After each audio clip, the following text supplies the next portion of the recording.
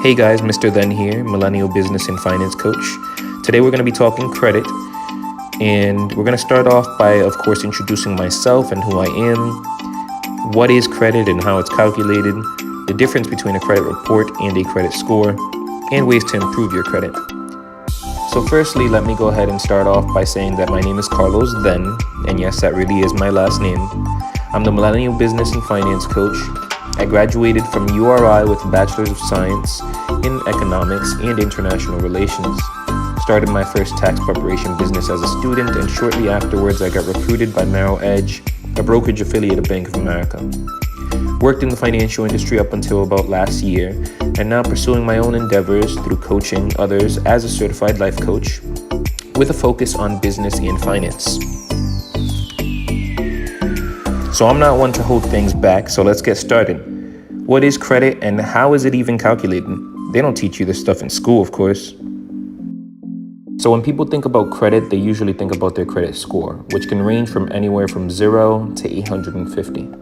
I like to compare this to your GPA or SAT scores, because not unlike your GPA or SAT scores, if you get something wrong or if you do something bad, like get an F, well, it's a lot harder to bring it up than it is to bring it back down.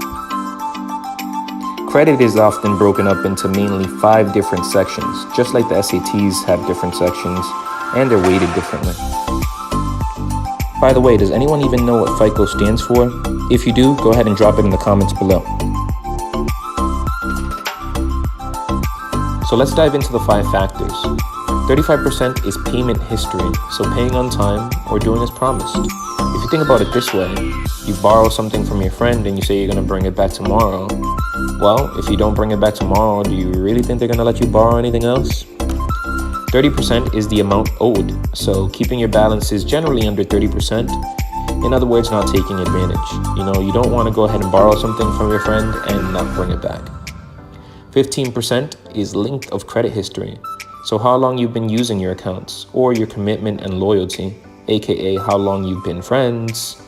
10%, types of credit.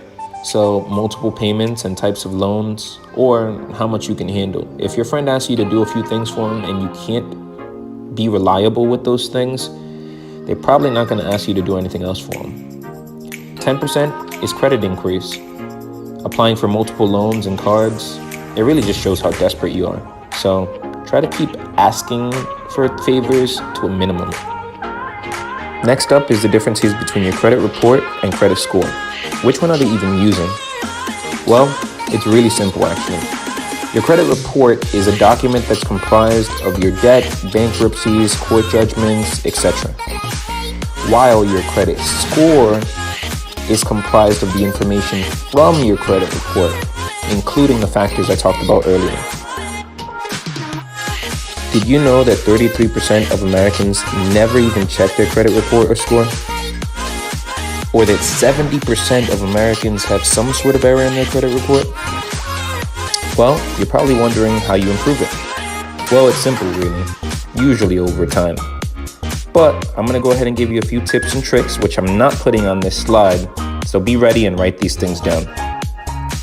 As a consumer, you're protected by the Fair Credit Reporting Act, as well as an organization called CFPB, or the Consumer Financial Protection Bureau. CFPB is a U.S. government agency that makes sure banks, lenders, and other financial companies treat you fairly. So it's important to know your rights and know what you can dispute so that you can get these errors off of your credit report, because there's a lot of them. If you have a complaint against a bank or debt collector, you can go to cfpb.gov and click on the top right-hand corner where you can submit a complaint. They have to respond within 15 days. So, good luck. And no, you don't need to hire somebody to repair your credit. You can actually do this on your own. Also, be sure to contact me or reach out and keep in touch on Instagram, YouTube, and Facebook. Thanks.